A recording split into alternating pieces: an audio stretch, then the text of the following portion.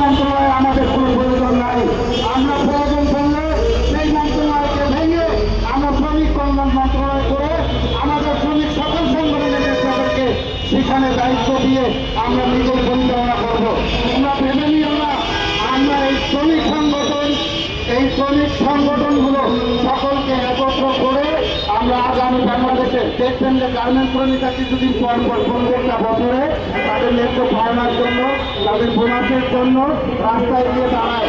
আমরা এমন দেশে বসবাস করি, তোমরা শ্রম আইন শ্রম মন্ত্রণালয় পরিচালনা করো, তোমরা কিসের দায়িত্ব পালন করো? রাস্তায় গিয়ে আমাদের শ্রমিকদের দাঁড়াতে হয় আমাদের ন্যায্য পাওনা টাকার জন্য। তোমাদের তো জিজ্ঞাসা জানাই, আমি এই পর্যায়ে আপনাদের কাছে একটা জিনিস সাংবাদিক ভাইদের বলে দিতে চাই। আপনারা খেয়াল করে দেখবেন আমাদের নির্মাণ শ্রমিক যারা আছে তার প্রত্যেকটা কনস্ট্রাকশন ডিপার্টমেন্টে কোনো সেফটির ব্যবস্থা থাকে না। এখানে মন্ত্রণালয় চাইলেও কোনো ভূমিকা রাখে না। ওখান থেকে অহরহ প্রত্যেকটা মুহূর্তে আমাদের শ্রমিকরা মারা যাচ্ছে। আমরা দেখি তার পরিজন নিয়ে একটা শ্রমিক যখন দিল্লি দিয়ে পরে মারা যায়, আহত হয় অথবা নিহত হয়, কোনো মন্ত্রণালয় থেকে কোনো ধরনের সেফটিও থাকে না। Building construction